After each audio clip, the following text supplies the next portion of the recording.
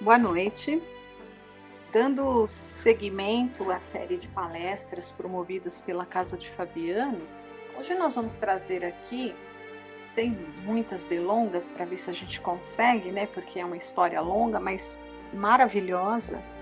É a história de Jerônimo de Araújo Silveira. É a história desse personagem, né? Desse espírito, é retratada no livro Memórias de um Suicida, de Ivone Pereira, né? Então esse livro conta a história real, né? É narrado para gente as experiências aí vividas por um grupo de pessoas, né? Que cometeram suicídio aqui na Terra e como se viram do lado de lá, né? Então, passado o primeiro momento ali de todos aqueles sofrimentos mais difíceis, né, ali do ato, logo após o ato, ficaram por um bom tempo ali naquelas regiões difíceis, né, difíceis de sofrimento ali no Vale dos Suicidas, até que eles foram, esse grupo foi aí resgatado pelos trabalhadores, os lanceiros, né, grupos de espíritos ali, que trabalhavam nessa legião do Hospital de Maria de Nazaré.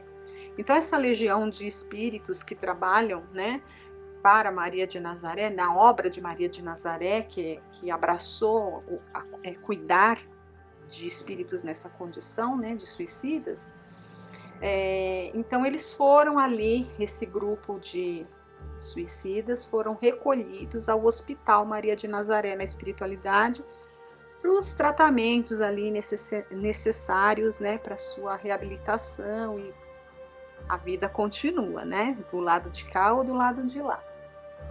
E esse Jerônimo era um desses. E o Jerônimo, ele se destacava ali, a personalidade dele, dos demais, porque ele era mal-humorado. Isso aqui é um resumo, tá? Tá tudo no livro com essas palavras, mas se a gente for ler tudo, não vai dar tempo, e tem umas partes que é importante ler tal qual está no texto. Mas essas descrições preliminares a gente vai contando aqui, tá? Então, olha, o Jerônimo, ele era, né, de personalidade, ele era mal-humorado, ele era rebelde, ele era indisciplinado. Então, mesmo depois que ele foi recolhido ao hospital, ele não era só ele num primeiro momento, né, que não acreditava que havia morrido, mas os outros não acreditavam, mas eram dóceis, né, faziam tudo, não aceitavam as explicações que eram ali dadas gradualmente para eles, né? Ele não, ele era o mais rebelde, né? Como foi falado aqui. E por essa rebeldia dele, ele não acreditava de maneira alguma que ele havia morrido. Então ele achava que ele se feriu gravemente, que ele foi conduzido a um hospital, né? E que ele estava sendo ali tratado naquele hospital, estava melhorando,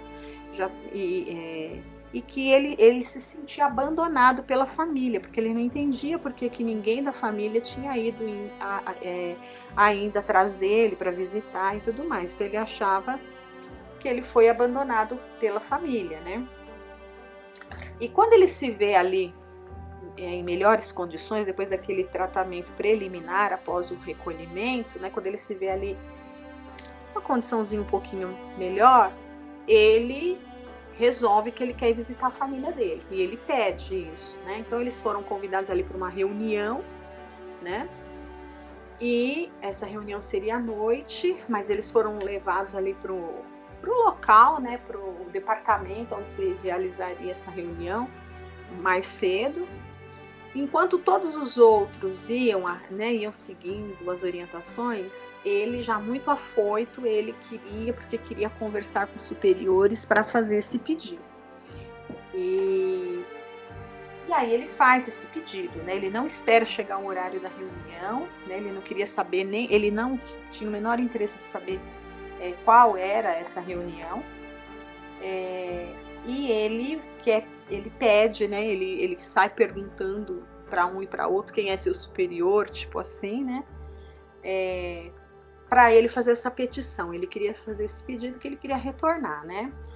E a gente vai entender aqui, olha, então ele chega até o irmão Teócrito.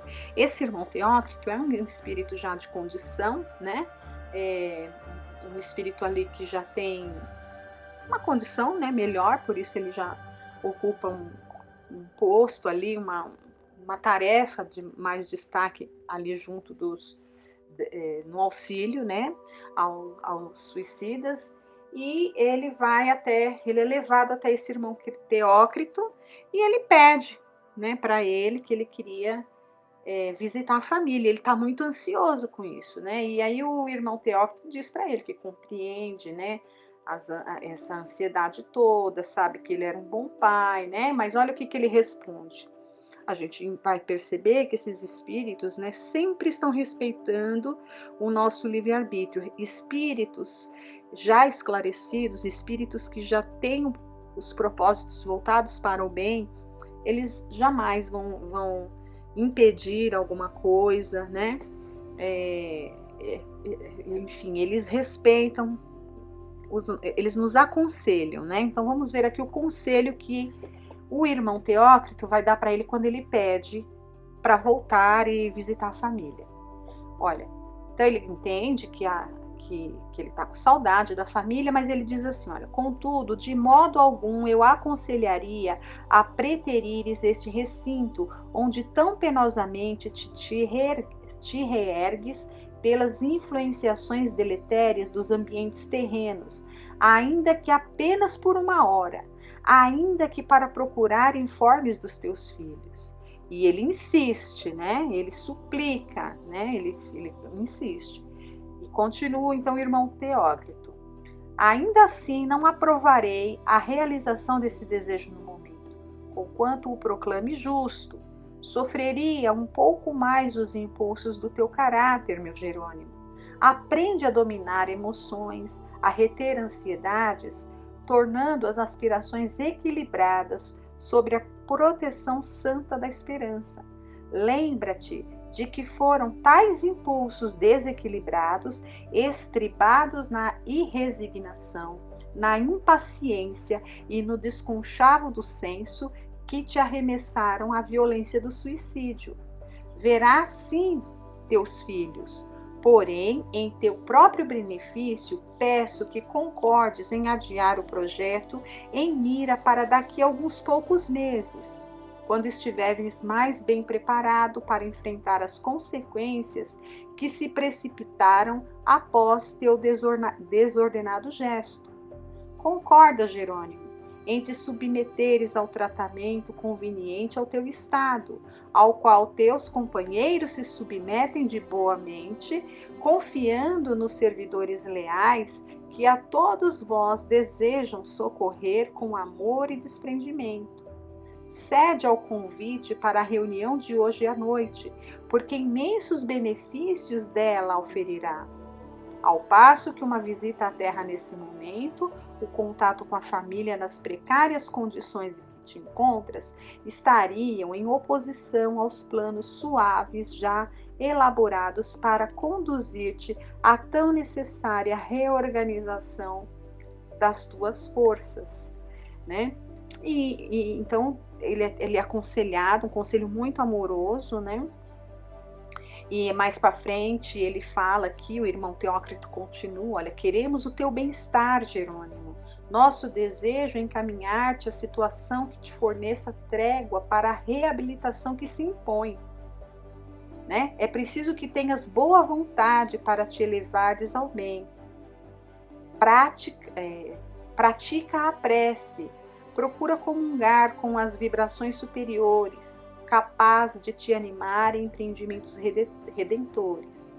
É indispensável que o faças por livre e espontânea vontade, porque nem te poderemos obrigar a fazê-lo, nem poderíamos fazer por ti. Renuncia, pois, a esse projeto contraproducente e confia em nossos bons desejos de auxílio e proteção à tua pessoa.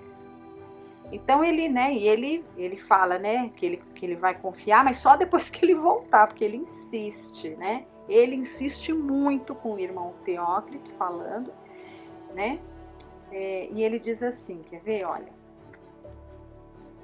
confiarei, Senhor, mas depois de rever os meus entes caros, inteirar-me das razões por que me abandonaram, ressarcindo de algum modo estas saudades que me despedaçam.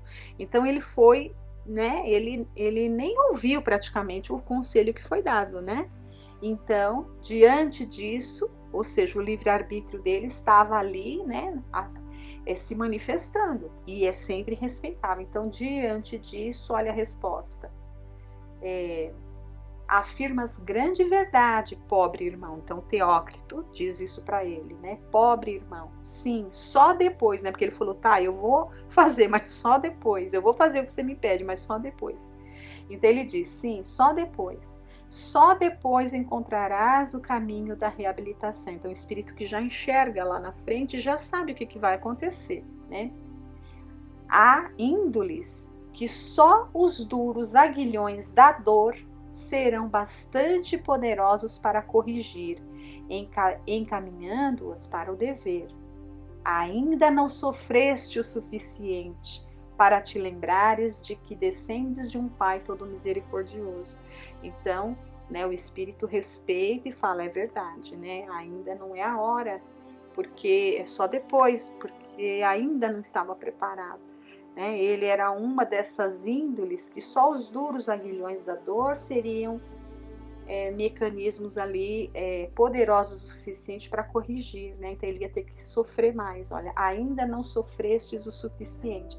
Agora, imagine, um espírito dessa condição dar um conselho desse deve ser muito doloroso, triste até, né? Eles não fazem isso com alegria.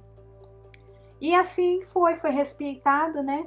Mas a misericórdia de Deus é tão perfeita e infinita, que embora fosse concedido, ele não foi jogado ao Deus dará, né? Foi destacado alguém ali, alguns, né? Uma pequena legiãozinha ali, um grupinho, né? Um espírito ou dois, sei lá, né? Agora não me recordo, para acompanhá-lo. E ele vai, até porque a viagem, né? Se ele estivesse sozinho, ele fatalmente seria traído novamente ali para o vale, né?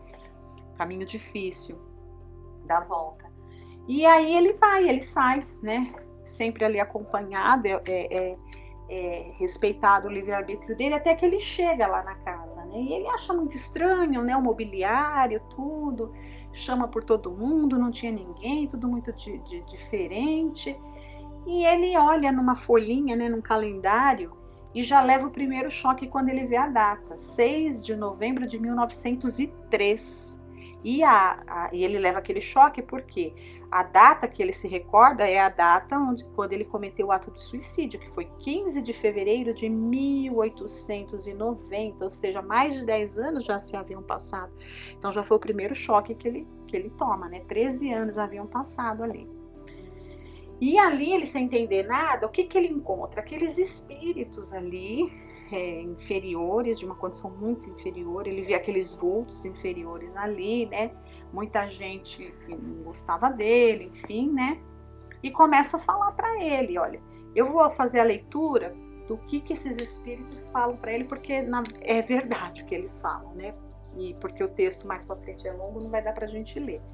Olha, pretendes então esclarecer o paradeiro de tua muito amada família, ó miserável príncipe dos bons vinhos? Vociferavam, né, esses infelizes. Pois saibas tu que daí foram todos enxotados há muitos anos. Teus credores tomaram-lhes a casa e o pouco que para os teus filhos andaste ocultando à última hora. Procura o teu filho Albino na penitenciária de Lisboa, tua Margaridinha nas sarjetas do cais da Ribeira, vendendo peixes, fretes e amores a quem se dignar remunerá-la com mais prodigalidade. Explorada pela própria mãe, tua esposa Zulmira, a quem habituaste a luxo exorbitante para as tuas posses e cujo orgulho jamais pôde fazer-se ao trabalho digno e à pobreza. Tuas filhas, Marieta e Arinda? Ó, a primeira está casada, sobrecarregada de filhos enfermiços, a bracejar na miséria, a sofrer fome, espancada por um marido ébrio e boçal. A segunda criada de hotéis de quinta ordem a lavar chão, a brunir panelas, a limpar botas de viajantes imundos. Ouves e te espantas? Tremes e te aterrorizas? Por quê? Que esperavas então que acontecesse? Não foi a essa herança que deixaste o teu suicídio? Né? Então, esses espíritos ali, de uma condição muito inferior, conta para ele tudo o que havia acontecido com a família, com a esposa, com o filho, né, com as filhas e também com a filha caçula, que ele tinha muito amor. Ele era um bom pai com todos, né, mas ele tinha um apego muito grande, um amor muito especial pela Margaridinha, que era a caçula. E ele fica muito chocado. Então, nesse momento, era acho que irmão Ramiro que estava acompanhando ele, fala: vamos embora. E ele fala: não. Ele era teimoso. Não. Vou para a penitenciária. Ele não acreditava. Foi até a penitenciária de Lisboa e, de fato, ele vê lá o filho e ele consegue captar os pensamentos do filho, todos angustiosos, o filho culpando a ele por estar naquela condição, porque o filho se arrojara ao crime, porque a vida ficou muito difícil depois que o pai cometeu suicídio, né? Deixando eles todos ali, porque ele faliu, né? O motivo dele ter cometido o suicídio é que ele fez muitos maus negócios, ele gastou muito dinheiro, enfim, ele dilapidou muitos patrimônios dele mesmo e de outras tantas pessoas ali, e deixou a família na miséria, né? Ficou totalmente falido, era uma família rica e abastada, e diante ali da falência, pelos maus atos dele, ele vai e comete o suicídio. Então a família que era mal acostumada, né, porque assim ao trabalho, né, tinha muito, era tudo muito fácil. Então os filhos não estavam acostumados a isso. O filho partiu para o crime. A esposa foi para a prostituição e arrastou a filha caçula. As duas mais velhas também uma casou, sofria na mão de um marido e viviam ali numa pobreza extrema, né, muito grande. Mas, enfim, aqueles espíritos ali de uma condição difícil já havia alertado a ele, né? E ele não acreditou. Então, ele foi na penitenciária e se certificou. Ele foi convidado para ir embora, né? Vamos embora, não tem que ficar mais aqui. E ele, teimoso, ele foi até o Cais do Porto, né? Ele era muito teimoso. E a espiritualidade o tempo inteiro ali, né, junto dele. E lá no Cais do Porto ele vê realmente ali a esposa naquela situação e pior, a filha tão querida dele, né? E aí ali foi demais para ele. Ele não suportou ver a filhinha Margaridinha naquela situação. Foi realmente um golpe muito duro para ele, e aí, diante disso, ele fala: não suporto mais. Aí sim, depois de 3 chamados, ele resolve obedecer e seguir ali com o irmão Ramiro e voltar para o hospital. Só que, evidentemente, que ele chega num estado de desequilíbrio tão grande que ele precisou ir para uma ala, aí ele se separa daquele grupo, né? O grupo, ele, vamos dizer, ele perde o direito ali de estar junto daquele grupo que estava em aprendizado, né? Então ele se atrasou em relação ao grupo, pois ele teve que ser levado ali para o isolamento, uma área mais difícil ali, né? E ali, o que acontece? Mais para frente, né? Mais para frente aqui no capítulo 11, né, que fala é um capítulo chamado Novamente Jerônimo, acho que é isso. Então vai contar novamente a história do Jerônimo, né? Outra vez Jerônimo e família. Então, aí ele ali no isolamento, não vai dar tempo de contar a história nem de ler.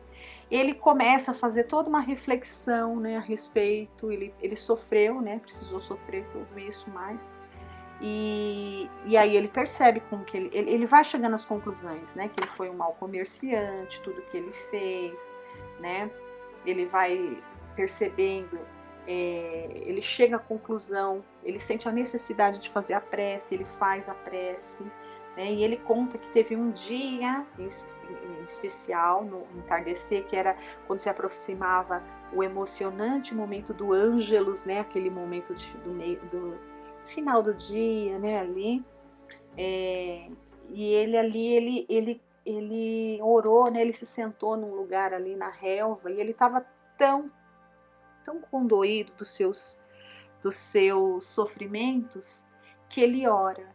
Ele ora de uma maneira como, muito espontânea, como o, o irmão Teócrito havia dito, que como deveria ser, né? Tinha que ser espontâneo.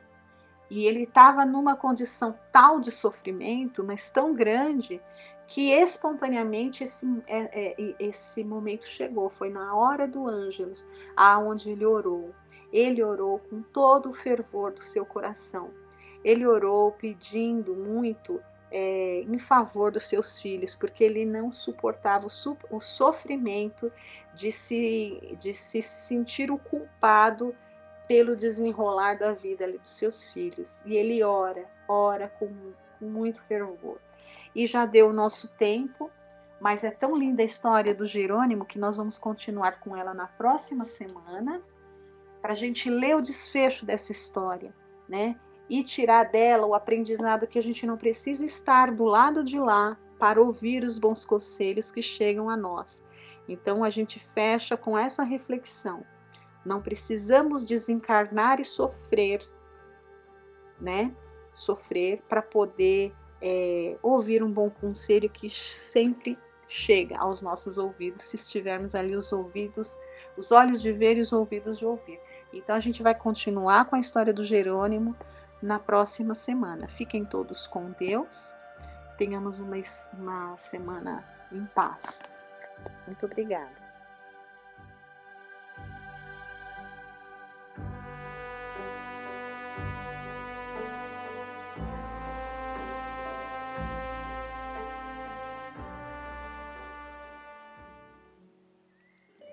Boa noite. Vamos agora, nessa segunda parte dos nossos estudos, ver algumas questões sobre o Livro dos Espíritos, da parte 3, que fala sobre as leis morais, no capítulo 6, que fala sobre a lei de destruição. E vamos começar pelo item 1, destruição necessária e abusiva. Questão 728. A destruição é uma lei da natureza? Resposta: é necessário que tudo se destrua para renascer e se regenerar, porque isso a que chamais destruição não é mais que a transformação, cujo objetivo é a renovação e o melhoramento dos seres vivos. Então vemos que a matéria é destruída no decorrer do tempo, o corpo envelhece e morre, o espírito, estando no plano espiritual, se prepara para continuar sua evolução reencarnando no planeta em um novo corpo que proporcionará novas experiências de vida e avance mais um pouco em sua evolução. O planeta evolui e todos os seres viventes nele, cada um conforme suas condições, evoluem também. Todos os seres vivos têm uma essência que não sofre destruição, mas que evolui. A planta, os animais e os seres humanos. As plantas são seres que apresentam apenas o fluido vital que lhes dá a vida orgânica. Os animais, além do princípio vital, também apresentam o princípio espiritual que os permitem evoluir a partir do desenvolvimento dos seus instintos propriamente. E o homem já tem o espírito que o permite reconhecer a sua individualidade. É consciente que tem um passado, um presente e um futuro e ainda reconhece a existência de Deus. A destruição do corpo não prejudica a evolução do ser. Questão 728A. O instinto de destruição teria sido dado aos seres vivos com fins providenciais? Resposta: as criaturas de Deus são os instrumentos de que ele se serve para atingir os seus fins. Para se nutrirem, os seres vivos se destroem entre si, e isso com o duplo objetivo de manter o equilíbrio da reprodução, que poderia tornar-se excessiva, e de utilizar os restos do invólucro exterior.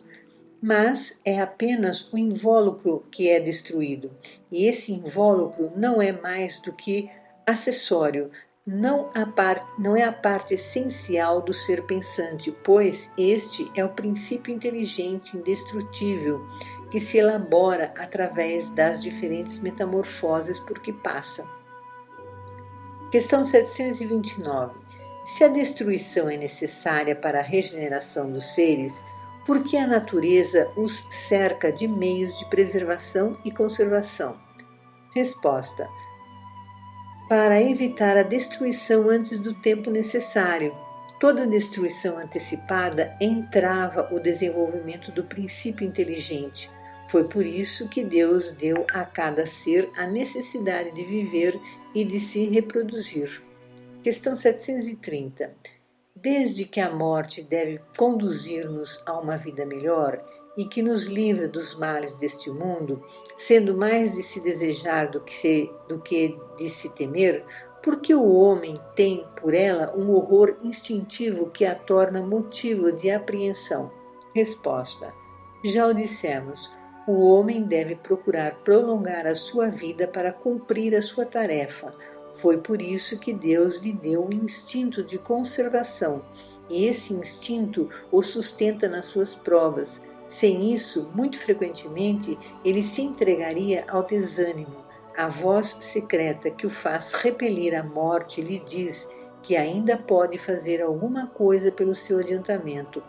Quando um perigo o ameaça, ela o adverte de que deve aproveitar o tempo que Deus lhe concede. Mas o ingrato rende geralmente graças à sua estrela em lugar do Criador. Questão 732. A necessidade de destruição é a mesma em todos os mundos? Resposta: é proporcional ao estado mais ou menos material dos mundos e desaparece num estado físico e moral mais apurado. Nos mundos mais avançados que o vosso, as condições de existência são muito diferentes. Então, já foi revelado para nós, por exemplo, que o planeta Júpiter é bem mais evoluído que o nosso. Lá eles vivem algumas centenas de anos e o desencarne não é doloroso, pois, além de terem clara compreensão da continuidade da vida, os corpos são bem menos densos e se desagregam com facilidade. Questão 733. A necessidade de destruição existirá sempre entre os homens na Terra? Resposta: a necessidade de destruição diminui entre os homens à medida em que o espírito supera a matéria. É por isso que o horror da destruição vê seguir-se o desenvolvimento intelectual e moral.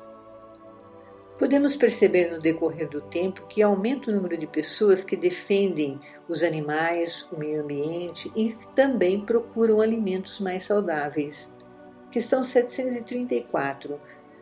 No seu estado atual, o homem tem direito ilimitado de destruição sobre os animais? Resposta: esse direito é regulado pela necessidade de prover à sua alimentação e à sua segurança. O abuso jamais foi um direito. Hoje sabemos muito bem que há uma interação entre os diferentes seres vivos que vivem no planeta. Plantas, animais, seres humanos, micro-organismos também mantêm certa relação entre si. Por exemplo, ao extinguir uma espécie de pássaros que poliniza determinada planta, esta também entra em extinção. Portanto, o homem pode usar, mas não abusar dos elementos e seres da natureza. Questão 735. Que pensar da destruição que ultrapassa os limites das necessidades e da segurança, da caça, por exemplo, quando não tem por objetivo senão o prazer de destruir sem utilidade? Resposta: predominância da bestialidade sobre a natureza espiritual. Toda destruição que ultrapassa os limites da necessidade é uma violação da lei de Deus. Os animais não destroem mais do que necessitam, mas o homem, que tem o livre-arbítrio, destrói sem necessidade. Prestará contas do abuso da liberdade que lhe foi concedida, pois, nesses casos, ele cede aos maus instintos. Agora vamos ver questões relacionadas a flagelos destruidores. Questão 737. Com que fim Deus castiga a humanidade com flagelos destruidores? Resposta: para fazê-la avançar mais depressa. Não dissemos que a destruição é necessária para a regeneração moral dos espíritos, que adquirem em cada nova existência um novo grau de perfeição? É necessário ver o fim para apreciar os resultados. Só julgais essas coisas do vosso ponto de vista pessoal e as chamais de flagelos por causa dos prejuízos que vos causam.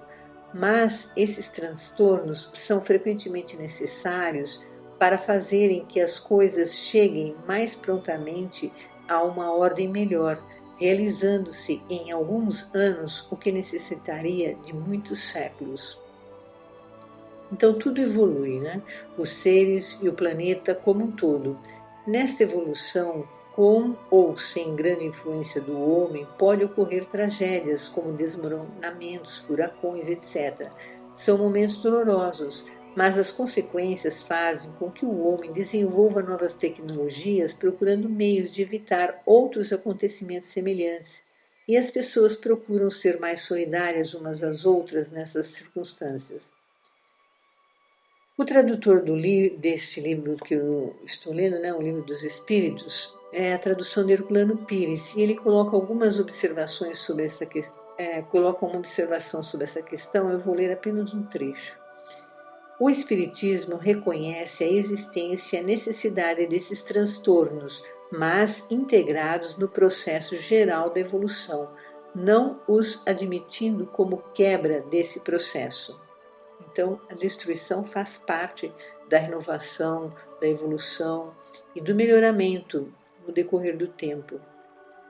Questão 738.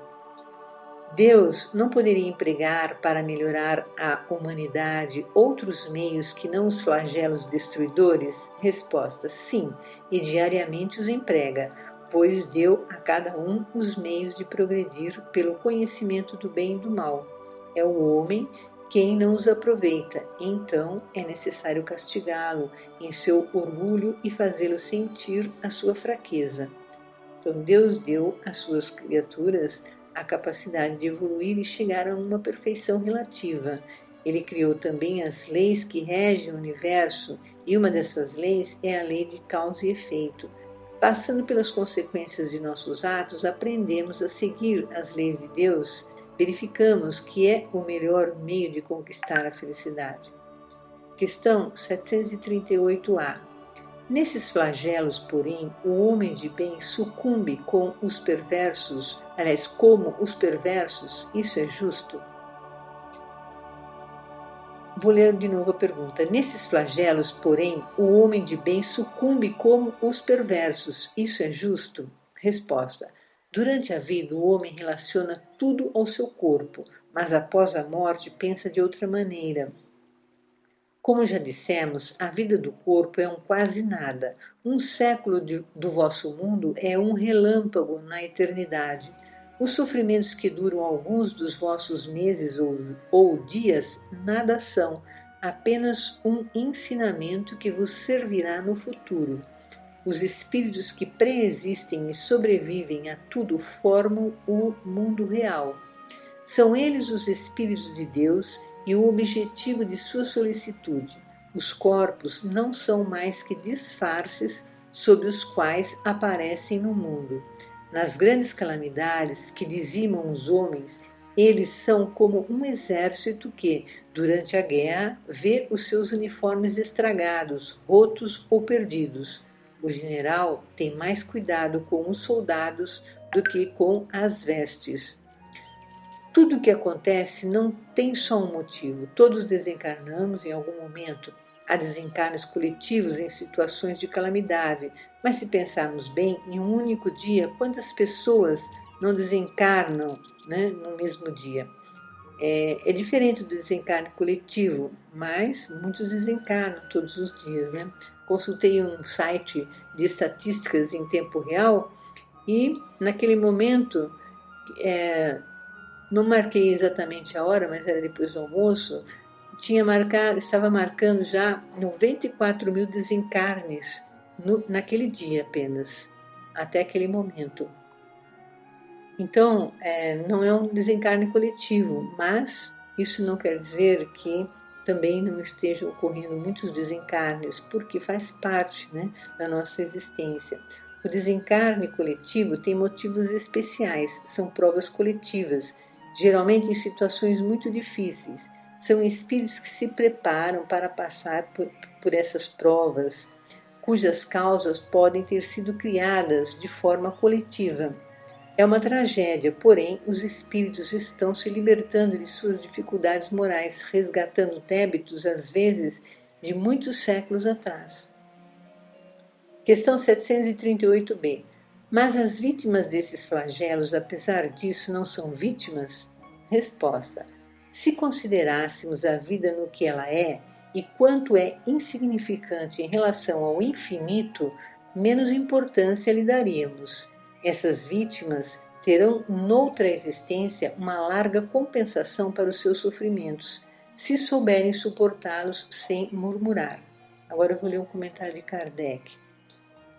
Quer a morte se verifique por um flagelo ou por uma causa ordinária, não se pode escapar a ela quando soa a hora da partida. A única diferença é que no primeiro caso parte um grande número ao mesmo tempo. Se pudéssemos nos elevar pelo pensamento de maneira a abranger toda a humanidade numa visão única, esses flagelos tão terríveis não nos pareceriam mais do que tempestades passageiras no destino do mundo. Questão 739. Esses flagelos destruidores têm utilidade do ponto de vista físico, malgrado os males que ocasionam? Resposta: sim. Eles modificam algumas vezes o estado de uma região, mas o bem que deles resulta só é geralmente sentido pelas gerações futuras.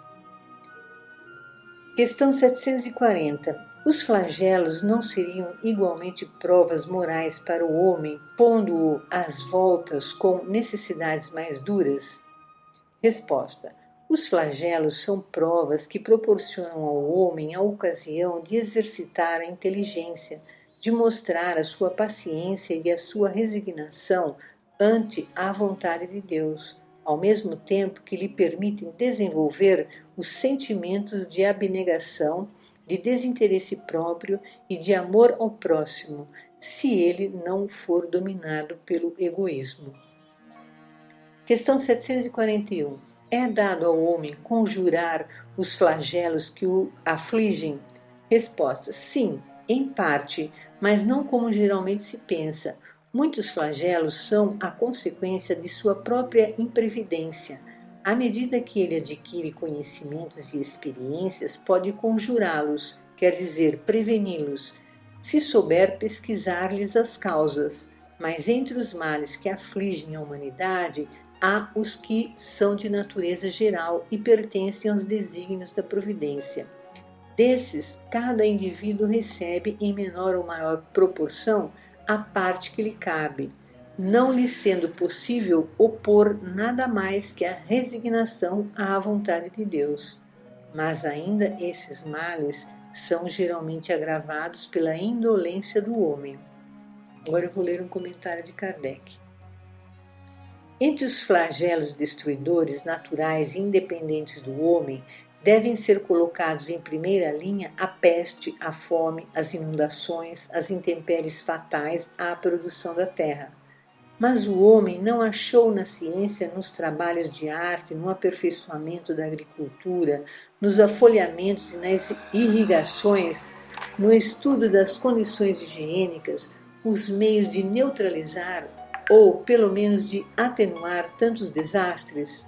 Algumas regiões antigamente devastadas por terríveis flagelos não estão hoje resguardadas?